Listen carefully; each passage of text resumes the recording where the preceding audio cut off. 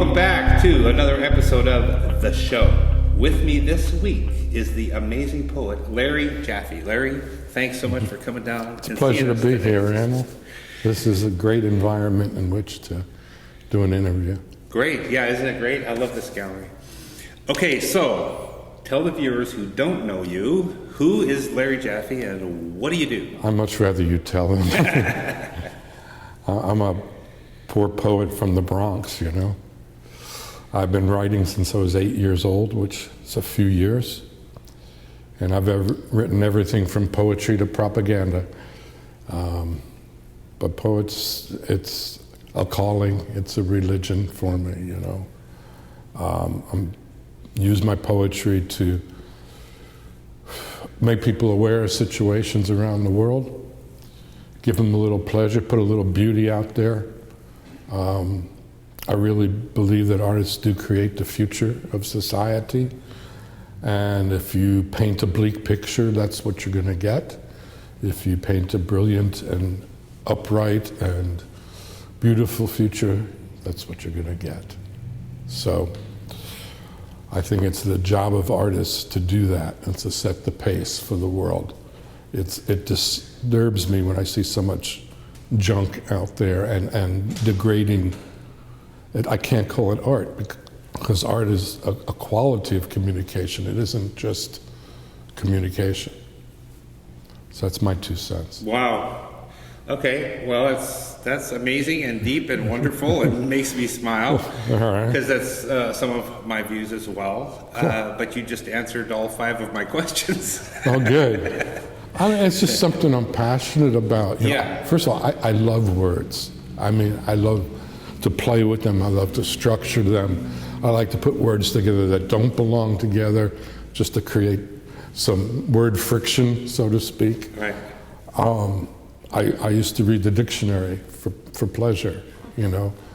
I'm fascinated that these sounds can create these images and feelings and emotions. And for me, that's what a poet does. It's, you know, somebody asked me, what's the difference between being a poet and a writer? And I would say a writer writes about things and a poet writes things. It creates a spark, it creates emotion, it creates impact, it creates attitude, it creates feelings.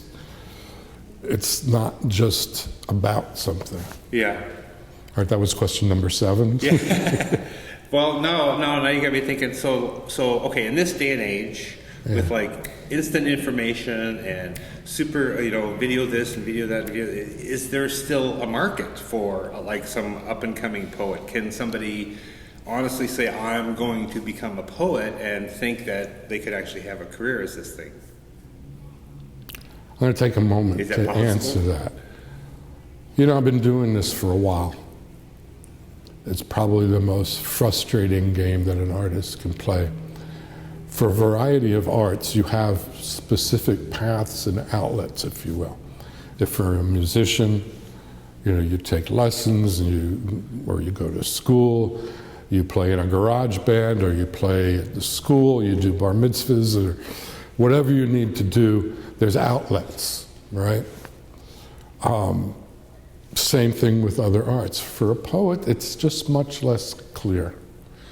I was part of a real boom in poetry in the late 90s and early 2000s in LA, where we had outrageous readings every week, 2, 3, 4 a week.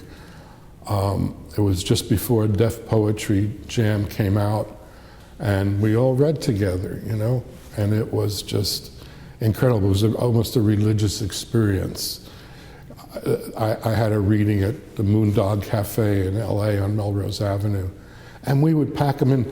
It wouldn't be just people sitting in the aisles, they'd be under the tables, on the tables. You know, we'd have 100 people in there, and it would be all going out, and some nights I'd have 50 poets reading, man. And it was like, bam, bam, you go up there, you read your poem, bam, you get your applause, bam, the next guy comes up, and bam, and it was like, the energy level just keeps lifting and lifting. Wow. And those are some unforgettable days.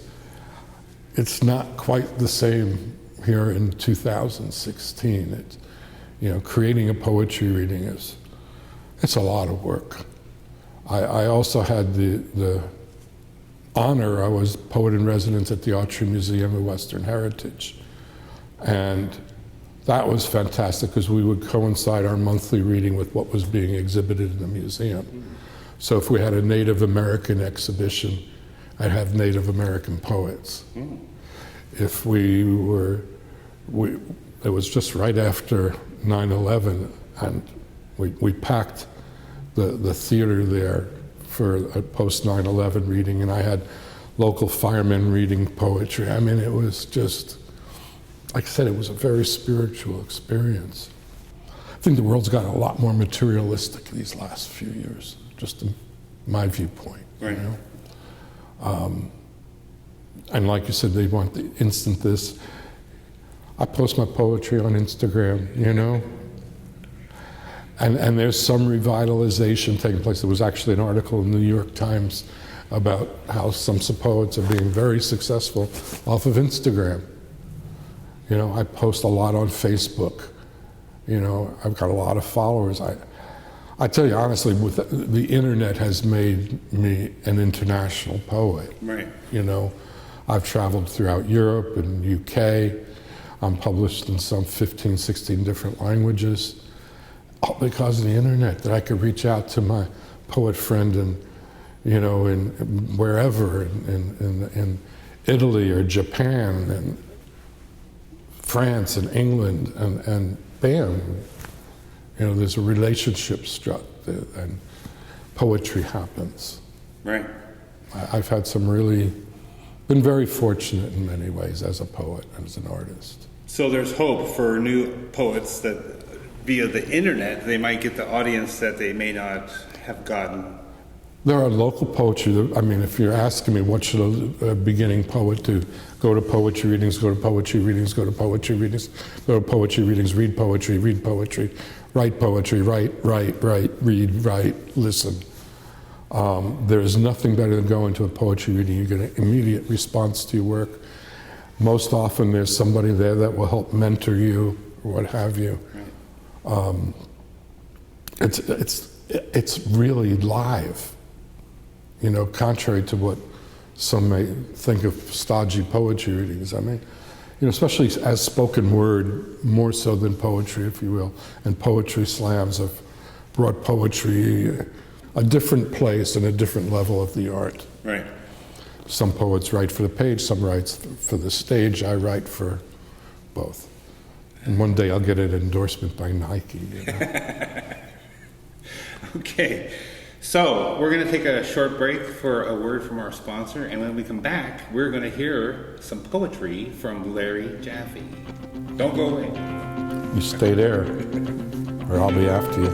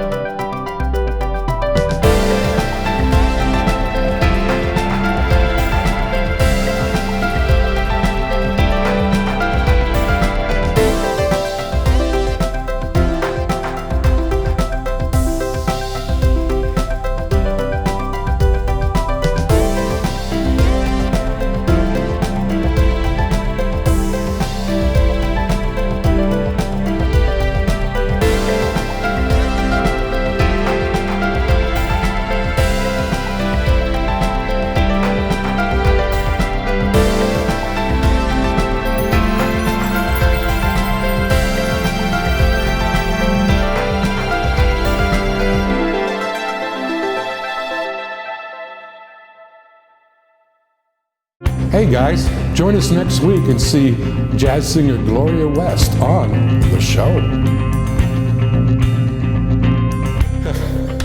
Okay, we're back with poet Larry Jaffe. Now, Larry, what do you want to read for us today? Well, I started to say that I should get endorsed by Nike, so I just happened to have a poem called Endorsed by Nike. Got it.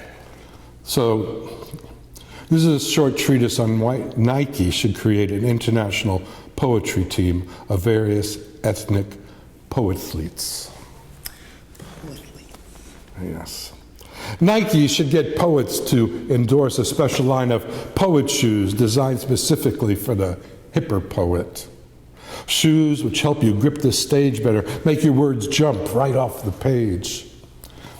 I want to endorse Nike because I deserve it. I work hard, I play hard, I'm good at what I do. I even make a great role model, inducing children to speak their minds, something a good poet should always do. I would influence them to be most forthright and even somewhat respectful to society, and let everyone know in which Nike sweatshop my shoes were truly manufactured. I would wear Nike's poetry logos proudly. Can't you see that swoosh of my shoes? Wearing these poet shoes at all my readings and a t-shirt with my slogan, I like my poetry unprotected, plus my very own unprotected poetry hat, a veritable unprotected poetry team uniform for all to see. Nike might even give me my own product line. They could even make a logo of me reading in black silhouette. Yeah, Nike might just do that. I would stand tall for Nike, reading my poetry vibrantly, my hat cocked just right, my jeans as tight as they should be, and my fans would know I was part of that elite Nike unprotected poetry team. Because you know, poetry is really a sport. Excellent. Now, okay, so what is this, where you got this book? It's called Unprotected Poetry. Unprotected Poetry by Larry Jaffe. Where can people get this? They can get it from me. It's on Amazon, and they can get it from me through my website, which would be larryjaffe.com. I'll put a link there. That's awesome. I love this. Okay, great. Now look, we're running out of time. I thought we were walking out of time. The one main thing. You already said, write, read. But the one thing of advice you want to give to a new poet out there to kick them off on the right foot. Don't listen to anybody's bullshit. Be your own person. Write from the heart, write from the soul. Don't quibble. Believe in what you are. Believe in what you are as an artist. But learn how to get better. Not to compromise your work, but really learn how to improve your style, your craft, get your voice out there. The world needs good voices. It's suffering. It's out there crying and screaming. The poet's job is to take that voice and elevate society. Go for it. Wow. Okay, thank you very much. You're welcome. No, really, thank you. Okay, see you next week. Ciao, baby.